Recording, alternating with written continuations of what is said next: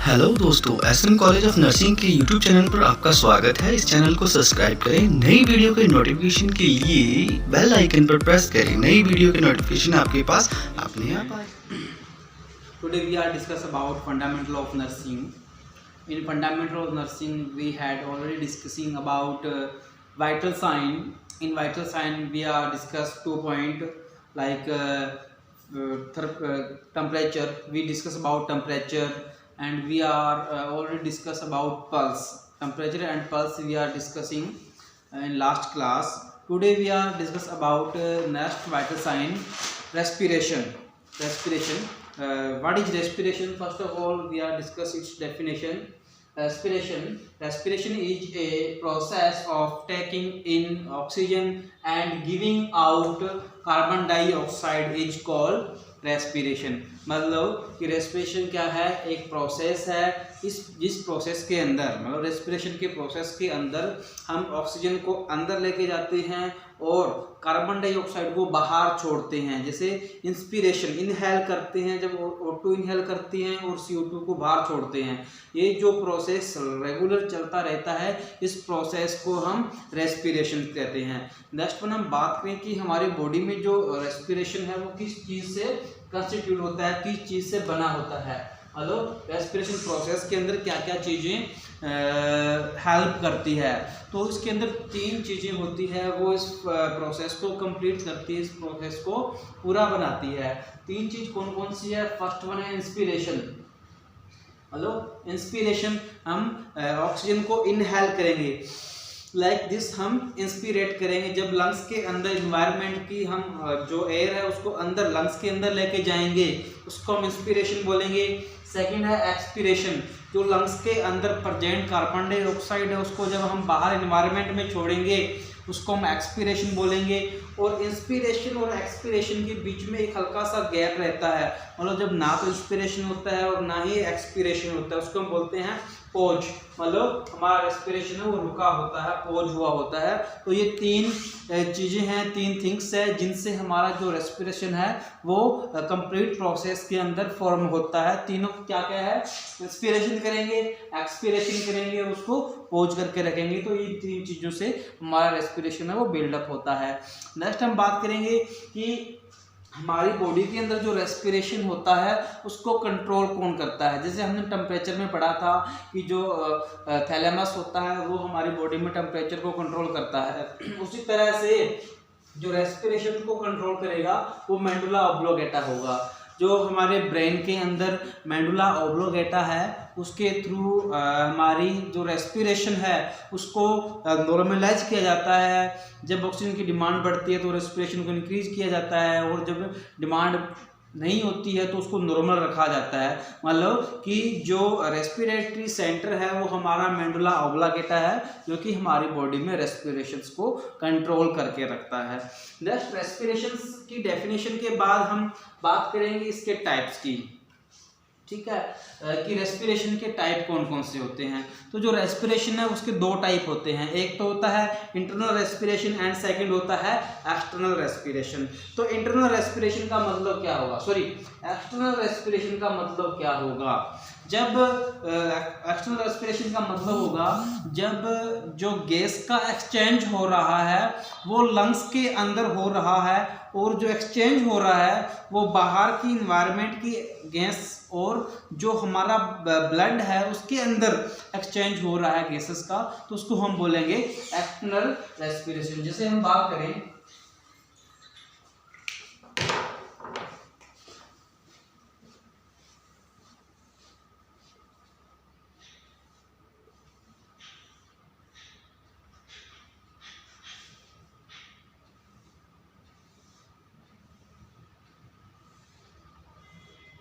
जैसे एक हमारा ट्रैकिया है, नेजल गैस्ट्री से माउथ से हम जब ट्रैकिया के अंदर ऑक्सीजन आती है तो ट्रैकिया के थ्रू जो एयर आई है वो क्या है हमारे लंग्स के अंदर जो एल्वोलाई होती है वहाँ पे आती है, और जब जो एल्वोलाई होती है वहाँ पे ब्लड सप्लाई हो रही होती है।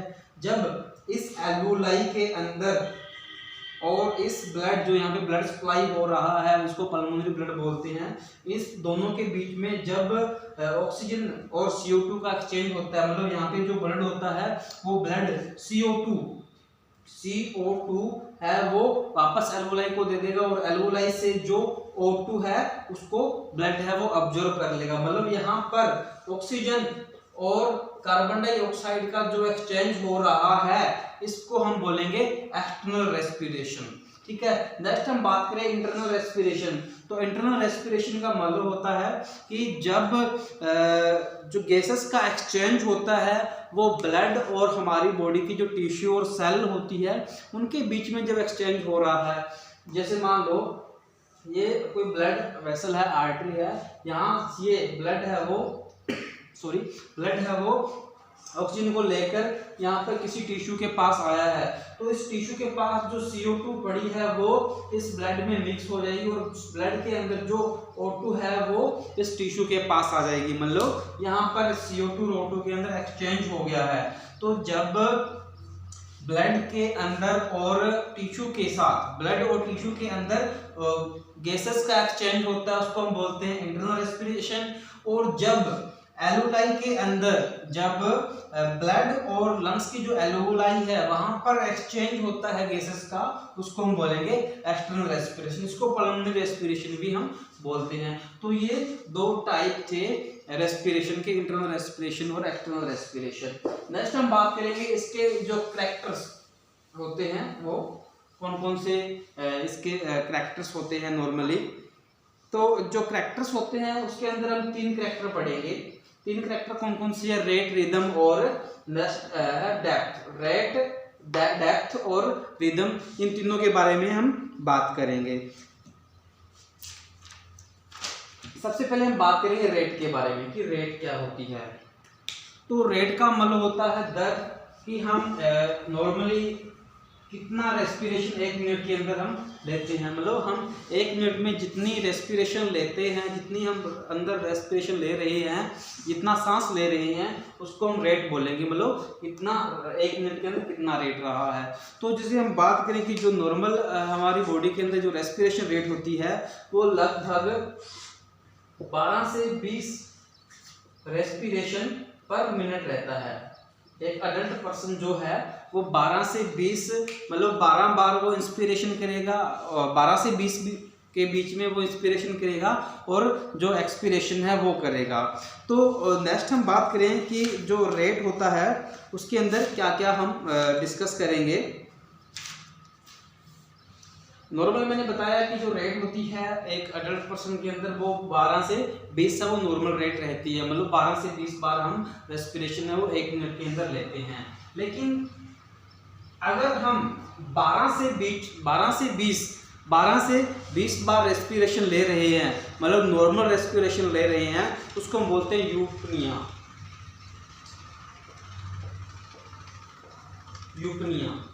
यूपनिया का मतलब होगा कि जब हम नॉर्मल रेस्पिरेशन ले रहे हैं, ये भी इसका एक करैक्टर है रेट के अंदर हम इसको पढ़ते हैं। यूपनिया क्या होता है कि जब हम नॉर्मली रेस्पिरेशन ले रहे हैं, विदाउट एफर्ट्स हम रेस्पिरेशन ले रहे हैं और जो हमारा रेस्पिरेशन रेट है वो 12 से 20 के बीच में रह रहा है, तो उसको हम बोलेंगे यूपनिया। यूपनिया का मतलब होता है नॉर्मल रेस्पिरेशन। अब नेक्स्ट वन हम बात करें कि इस यूपनिया को कौन से फैक्टर अफेक्ट करेंगे। मतलब कि नॉर्मल रेस्पिरेशन हम ले रहे हैं उसको हमने यूपनिया बोला है। रेट है वो 12 से 20 के बीच में है, उसको हम रेट बोल रहे हैं। लेकिन कुछ ऐसे फैक्टर होते हैं जो कि इसको अफेक्ट करते हैं। मतलब factor which affect the respiration rate. ऐसे कुछ फैक्टर है जो कि रेस्पिरेशन रेट को अफेक्ट करते हैं। वो कौन कौन से फैक्टर है? फर्स्ट वन हम बात करते हैं एज की। तो पर्सन की एज के अकॉर्डिंग जो रेस्पिरेशन रेट है वो डिफरेंट हो सकती है। जैसे हम बात करें कि एक न्यूबॉर्न है, एक न्यूबॉर्न बच्चा है, तो उसकी जो रेस्पिरेशन रेट है वो नॉर्मल से ज़्यादा होगी। जैसे हम कह सकते हैं 30 to 40 एज। जैसे हम बात करें एट बर्थ,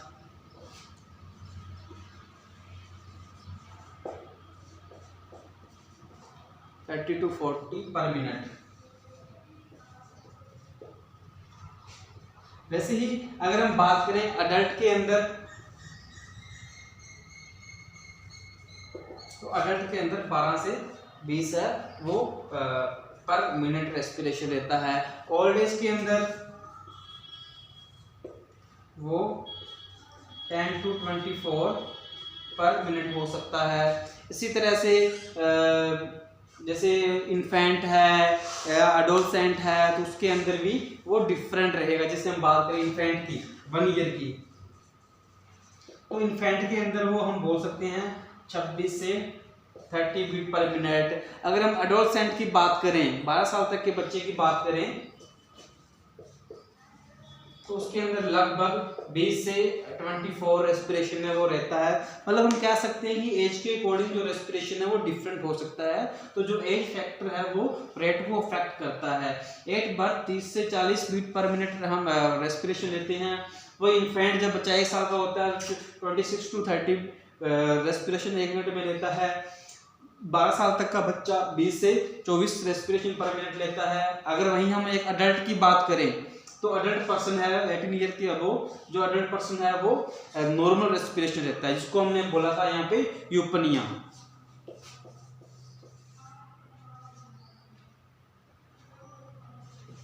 यूपनिया मतलब नॉर्मल रेस्पिरेशन लेता है।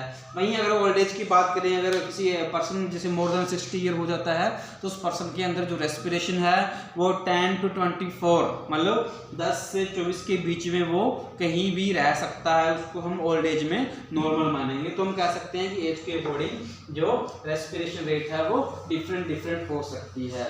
नेक्स्ट वन हम बात करेंगे रेस्पिरेशन के अंदर हमने एक चीज और पढ़नी थी, करेक्टर के अंदर चलो पढ़ लेते हैं कि अगर नॉर्मल रेस्पिरेशन हमने पढ़ा, यूपनिया है, नॉर्मल हमने पढ़ा कि ये हमारा 12 से 20 होता है पर मिनट होता है। अब अगर ये रेस्पिरेशन 12 से नीचे आ जाएगा तो उसको हम क्या बोलेंगे, और अगर 20 से ऊपर चला जाएगा तो उसको हम क्या बोलेंगे। तो अगर लेस देन 12, अगर ये लेस देन 12, ये इसको हम बोल सकते हैं लेस देन 10। अगर ये नॉर्मल रेस्पिरेशन 10 पर मिनट 10 रेस्पिरेशन पर मिनट हो जाता है तो उसको हम बोलते हैं हाइपोनिया। अगर यही रेस्पिरेशन अगर मोर देन 20 हो जाता है या हम मोर देन 24, हम ज़्यादा मोस्टली हम इसको पढ़ते हैं तो इसको हम बोलेंगे हाइपरनिया।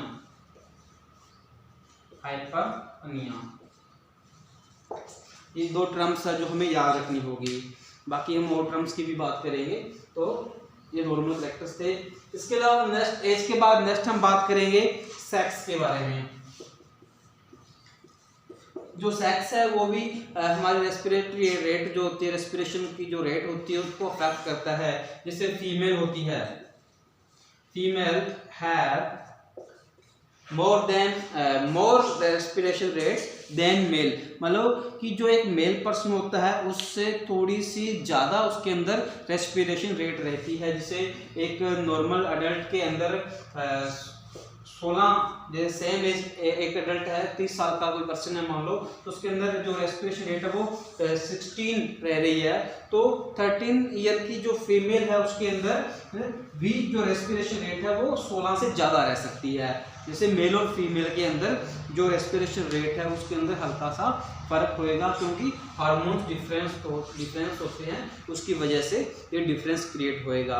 नेक्स्ट वन हम बात करें नेक्स्ट फैक्टर की, तो वो रहेगा इमोशन।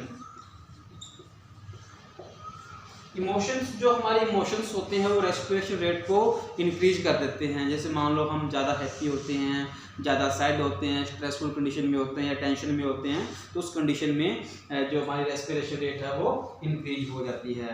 नेक्स्ट हम बात करें फैक्टर के अंदर चेंज इन एटमॉस्फेयर। जब एटमॉस्फेयर के अंदर हम चेंज कर देते हैं, जैसे हाई हिल, जैसे हाई हिल्स एरिया है, पहाड़ियों के इलाके है, वहाँ पर ऑक्सीजन कम होती है, तो जब ऑक्सीजन वहाँ पे कम होगी तो बॉडी में ऑक्सीजन की डिमांड होगी और वहाँ पर ऑक्सीजन कम है तो रेस्पिरेशन ज़्यादा होगा ताकि डिमांड को फुलफिल किया जा सके। तो जैसे जहाँ पर ऑक्सीजन का लेवल कम होता है, चाहे हम बहुत ज़्यादा टॉप पे चले जाते हैं या बहुत ज़्यादा डाउन चले जाते हैं, जहाँ पर ऑक्सीजन का प्रेशर डाउन हो जाता है वहाँ पर हमारा जो रेस्पिरेशन है वो इंक्रीज हो जाएगा। मतलब अगर एटमॉस्फेयर चेंज होता है और उस एटमॉस्फेयर में ऑक्सीजन की जो अमाउंट है वो प्रॉपर नहीं है तो हमारा रेस्पिरेशन रेट है वो इंक्रीज हो जाएगा। नेक्स्ट बात करें एक्सरसाइज की। जो एक्सरसाइज है, जब आप कोई पर्सन एक्सरसाइज करता है, रनिंग करता है या कोई जिम कर रहा है, कोई भी एक्सरसाइज कर रहा है, हैवी वर्क कर रहा है, तो उस कंडीशन में ऑक्सीजन की डिमांड है वो इंक्रीज हो जाती है, क्योंकि मेटाबॉलिक रेट बढ़ती है तो उस कंडीशन में ऑक्सीजन की डिमांड है वो भी बढ़ेगी। और जब ऑक्सीजन की डिमांड बढ़ेगी तो रेस्पिरेशन है उसको कंपेंसेट करेगा, उसको नॉर्मलाइज करेगा, हमारे डिमांड को फुलफिल करेगा। तो डिमांड को फुलफिल करने के लिए रेस्पिरेशन है रेट है वो इंक्रीज हो जाती है। इसी तरह से नेक्स्ट वन हम बात करें change in the external temperature. Change in the external temperature के अंदर अगर हमारा जो बाहरी वातावरण है, एक्सटर्नल जो इन्वायरमेंट है उसके अंदर चेंज आ रहा है तो हमारी रेस्पिरेटरी रेट है वो चेंज हो जाती है।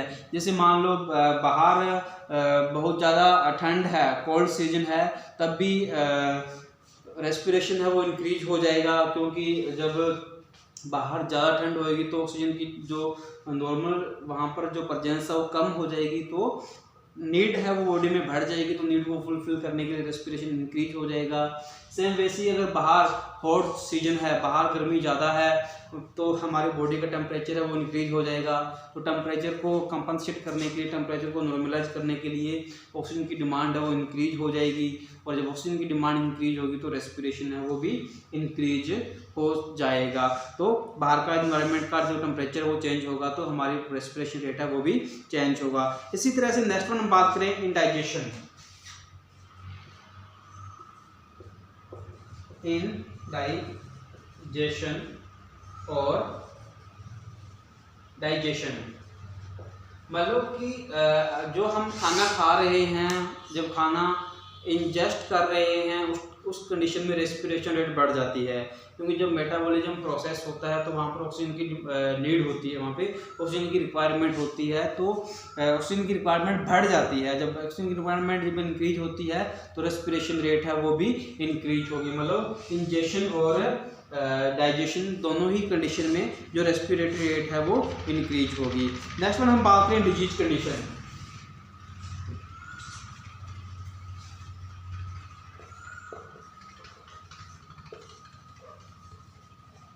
डिजीज कंडीशन, अगर पर्सन को कोई डिजीज होती है तो उस डिजीज कंडीशन के अंदर रेस्पिरेटरी रेट है वो इंक्रीज हो जाती है। मोस्टली जो डिजीज होती है उसके अंदर रेस्पिरेटरी रेट है वो इंक्रीज हो जाएगी। बट अगर ओल्ड एज कंडीशन है तो वहाँ पर हो सकता है, या लंग्स की कोई प्रॉब्लम है वहाँ उस कंडीशन में हो सकता है, स्पेसिफिक लंग्स डिजीज है तो उसमें हो सकता है कि जो रेस्पिरेशन रेट है वो डिक्रीज हो जाए।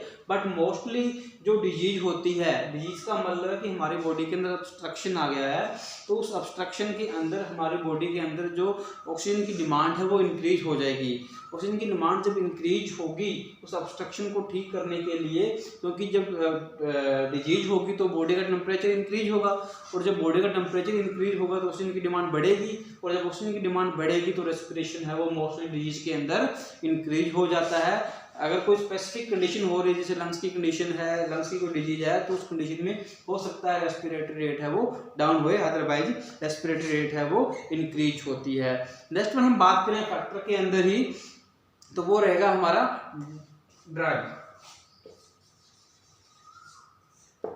जो ड्रग है वो रेस्पिरेशंस को अल्टर कर सकती है। जैसे हम बात करें कि जो ड्रग्स होती है वो हम दो टाइप की ड्रग्स पढ़ते हैं, एक तो होता है स्टिमुलेंट और एक होता है सेडेटिव। दो ड्रग पढ़ते हैं, एक ड्रग होती है जो कि हमारी बॉडी को या हमारे ब्रेन को स्टिमुलेट कर देती है, और एक ऐसी ड्रग्स होती है जो सेडेटिव मतलब हमारी बॉडी का जो फंक्शन है वो थोड़ा डिक्रीज कर देती है। जैसे चाय कॉफ़ी हम पी रहे हैं वो हमें स्टिमुलेट कर देगी, निकोटीन से ले रहे हैं वो बॉडी को स्टिमुलेट करती है। वहीं अगर हम कोई सेडेटिव जैसे बॉडी में पेन हो रहा है तो हम पेन किलर वगैरह ले रहे हैं, या कुछ नशा हम ले रहे हैं, अल्कोहल वगैरह, ऐसे ड्रग्स ले रहे हैं जो हमारी बॉडी के फंक्शन को कम करती है, उसको हम सेडेटिव्स बोलते हैं। तो जो स्टिमुलेंट्स होते हैं वो क्या करते हैं, हमारे रेस्पिरेटरी रेट है वो इंक्रीज कर देते हैं। वहीं हम जो सेडेटिव यूज कर रहे हैं, जो हम नशा यूज कर रहे हैं, वो सेडेटिव ड्रग्स क्या करती है, हमारी बॉडी का जो रेस्पिरेटरी रेट है उसको डिक्रीज कर देती है। तो हम कह सकते हैं जो ड्रग्स होती है वो भी हमारी बॉडी का जो रेस्पिरेटरी रेट है उसको एक्सचेंज करने में अपना रोल प्ले करती है। तो ये हमने बात की थी रेट के बारे में। अब रेट के बारे में नेक्स्ट हम बात करेंगे रिदम के बारे में।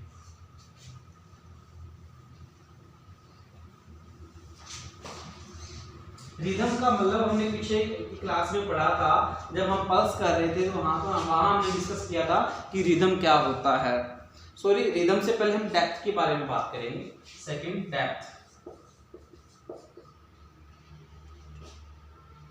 Depth of respiration.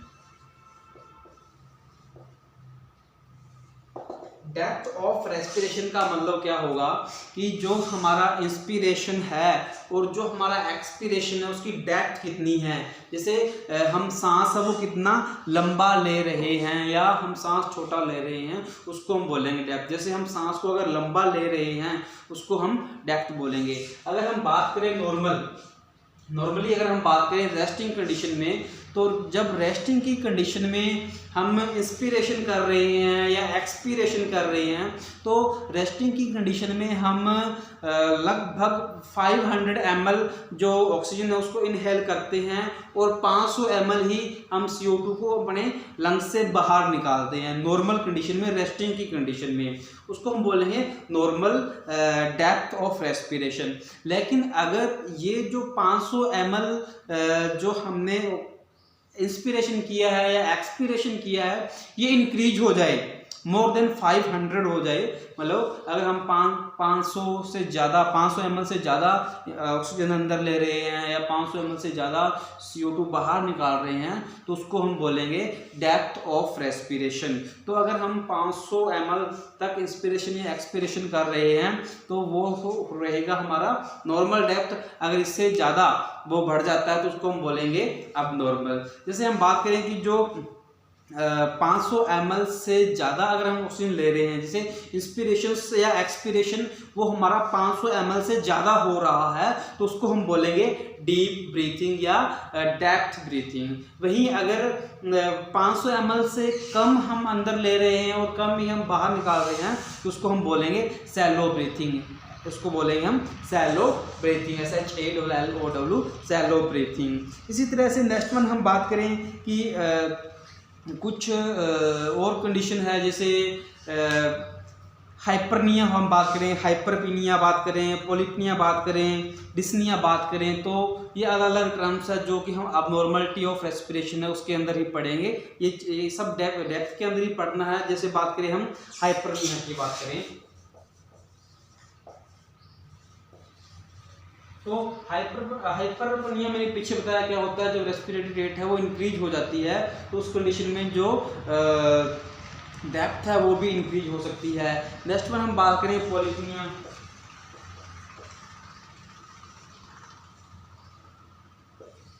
पोलिपनिया का मतलब होता है जब हम रेस्पिरेशन है वो ज़्यादा लेते हैं, मतलब जो रेस्पिरेटरी रेट है वो इंक्रीज हो जाती है। तो जब रेस्पिरेटरी रेट इंक्रीज हो जाती है तो जो डेप्थ होती है वो कम हो जाएगी। जैसे हाइपरनिया का मतलब होगा कि हम रेस्पिरेशन ज़्यादा ले रहे हैं तो उसके अंदर हो सकता है कि डेप्थ है वो इंक्रीज हो जाए। नेक्स्ट वन है पोलिपनिया। पोलिपनिया का मतलब है कि हम बार बार रेस्पिरेशन रेट इंक्रीज हो गई है तो उस कंडीशन में जो रेस्पिरेशन है वो छोटा रहेगा, तो उस कंडीशन में जो डेप्थ है वो कम हो सकती है। इसी तरह से नेक्स्ट होता है डिस्पनिया। डिस्पनिया का मतलब होता है difficulty in respiration, difficulty in breathing. तो जब डिफिकल्टी इन ब्रीथिंग होती है तो इस कंडीशन में जो डेप्थ है वो इंक्रीज हो जाती है और रेट है वो कम हो जाती है। तो ये हमने बात की थी डेप्थ ऑफ रेस्पिरेशन के बारे में कि रेस्पिरेशन का डेप्थ है वो क्या होता है, कितना होता है। नेक्स्ट वन हम बात करें डेप्थ के बारे में, डेप्थ के बाद रिदम की।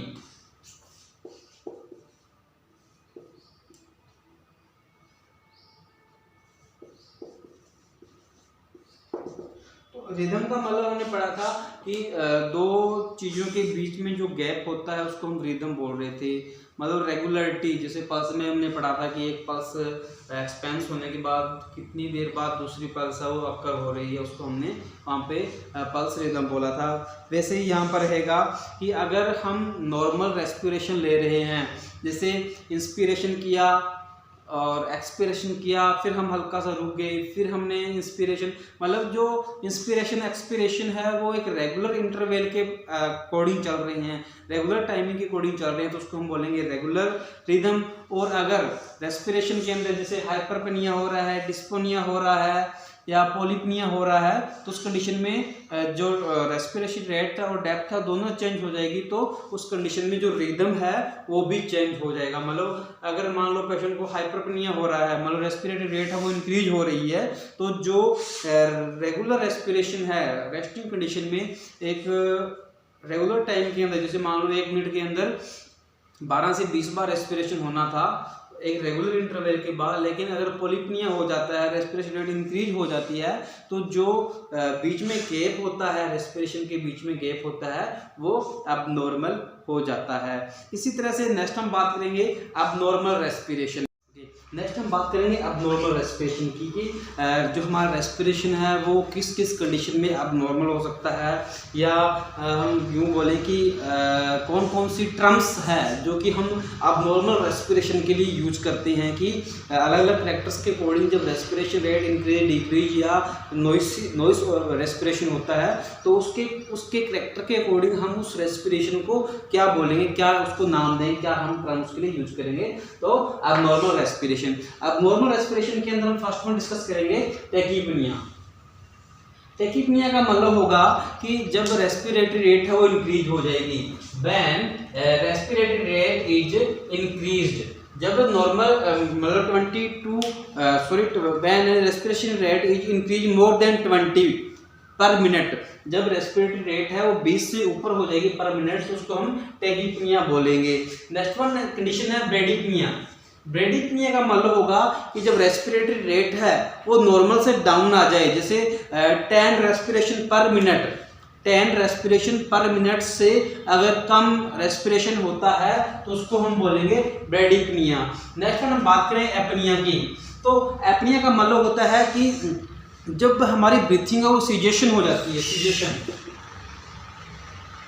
मतलब हम रेस्पिरेशन सांस नहीं ले पा रहे, ब्रीथिंग हम नहीं ले कर पा रहे, रेस्पिरेशन हमारा बंद हो गया है, उसको हम बोलेंगे एपनिया। नेक्स्ट वन है हाइपरपनिया। हाइपरपनिया का मतलब होगा कि जब रेस्पिरेशन की जो डेप्थ है वो इंक्रीज हो जाएगी, मतलब more than 500 ml we are inspire और expire to gas from our lungs, उसको हम बोलेंगे हाइपरपनिया। नेक्स्ट वन है ऑर्थोपनिया। ऑर्थोपनिया का मतलब होगा कि जब हम स्टैंडिंग पोजीशन में होंगे या हम सिटिंग पोजीशन में होंगे, उस कंडीशन में ही जब रेस्पिरेशन पॉसिबल होता है उसको हम बोलेंगे ऑर्थोपनिया। मतलब पेशेंट को हमने स्पाइन पोजीशन दे दी, उसको लाई डाउन हम करने कर दिया तो वो रेस्पिरेशन नहीं कर पा रहा, और उसको हमने बिठा दिया या अपराइट पोजीशन उसको दे दी, उस पोजीशन में वो अगर रेस्पिरेशन लेने में सक्षम है तो उसको हम बोलेंगे ऑर्थोपनिया, मतलब पोजीशन चेंज करने से रेस्पिरेशन वो ले पा रहा है। नेक्स्ट वन है स्टीटोरस रेस्पिरेशन। स्टीटोरस रेस्पिरेशन का मतलब होगा कि जब हम रेस्पिरेशन ले रहे हैं तो उस रेस्पिरेशन के साथ एक नॉइस अक्कर होएगी, जिसको हम खराटे बोलते हैं। जब खराटे आ रहे हैं रेस्पिरेशन के साथ तो उसको हम स्टेटस रेस्पिरेशन बोलेंगे। स्टेटर रेस्पिरेशन के अंदर जो साउंड है वो क्या है, एक रेगुलर रहती है, मतलब एवरी रेस्पिरेशन के अंदर जो साउंड का जो नॉइस अक्कर हो रही है, साउंड जो अक्कर हो रहा है, उसकी जो आवाज़ की जो वॉल्यूम है, लाउडनेस है, वो सेम रहता है। नेक्स्ट वन है स्टार्डर रेस्पिरेशन। स्टार्डर रेस्पिरेशन का मतलब होगा कि जब पेशेंट्स को रेस्पिरेशन हो रहा है, जब पेशेंट रेस्पिरेशन ले रहा है तो उस कंडीशन के अंदर जो साउंड अक्कर हो रहा है वो हार्ड साउंड अक्कर होगा। हमने यहाँ पे स्टार्टर्स के अंदर बात की कि इसके अंदर भी साउंड अक्कर होगा, लेकिन नॉर्मल साउंड अक्कर होगा। जो स्टार्टर रेस्पिरेशन है इसके अंदर क्या होगा कि जो साउंड अक्कर हो रहा है वो साउंड हार्ड होगा। हार्ड साउंड जब अक्कर होगा रेस्पिरेशन के अंदर तो उसको हम बोलेंगे starter respiration, starter respiration. Next one है व्हीजिंग रेस्पिरेशन। व्हीज या व्हीजिंग रेस्पिरेशन मतलब कि जब हम रेस्पिरेशन ले रहे हैं तो उस कंडीशन में एक म्यूजिकल साउंड अक्कर होगी, जैसे सीटी जैसी साउंड है वो अक्कर होगी। जैसे जैसे रेस्पिरेशन डेप्थ में जाता है, इंस्पायर करते हैं, एक्सपायर करते हैं, तो एंड स्टेज पे क्या है एक व्हीज सीटी की जैसी आवाज अक्कर होगी, उसको हम बोलेंगे व्हीजिंग रेस्पिरेशन, उसको हम बोलेंगे व्हीजिंग रेस्पिरेशन। नेक्स्ट वन है साई। नेक्स्ट वन है साई रेस्पिरेशन। तो साई रेस्पिरेशन का मतलब होगा कि जब रेस्पिरेशन हम बहुत ज़्यादा deep, a very deep respiration follow by prolong expiration, मतलब कि एक्सपीरेशन करने के बाद, एक लंबा सांस छोड़ने के बाद अगर हम लंबा सांस इंस्पायर कर रहे हैं, लंबा सांस ले रहे हैं, जैसे मैंने लंबा सांस छोड़ा, लंबा सांस छोड़ने के बाद जब मैं रेस्पिरेशन लूँगा तो वो रेस्पिरेशन क्या होगा, ऑटोमेटिकली डीप जाएगा, मतलब लंबा सांस मुझे इंस्पायर करना होगा, अंदर लेना होगा, तो उसको हम बोलेंगे साई रेस्पिरेशन। नेक्स्ट वन हम बात करें काइनेस्ट्रोक्स रेस्पिरेशन।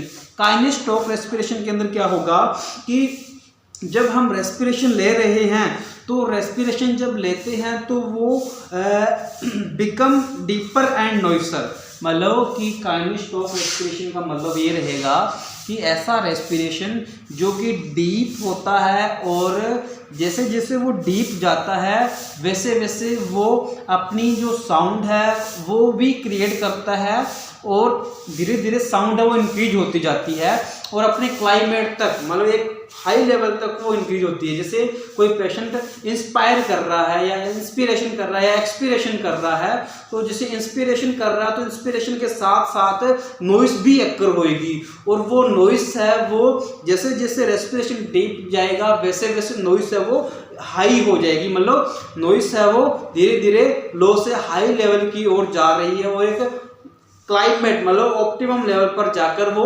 वापस से डिक्रीज होना स्टार्ट हो जाएगी, उसको हम बोलेंगे काइनेस्ट्रोक रेस्पिरेशन। नेक्स्ट है डिस्पनिया। डिस्पनिया का मतलब होता है डिफिकल्टी इन रेस्पिरेशन, जब हमें सांस लेने में डिफिकल्टी हो रही है तो उसको हम डिस्पनिया बोलेंगे, इसको कुछ डिस्पनिया भी हम प्रोनाउंस करते हैं। नेक्स्ट वन है साइनोसिस।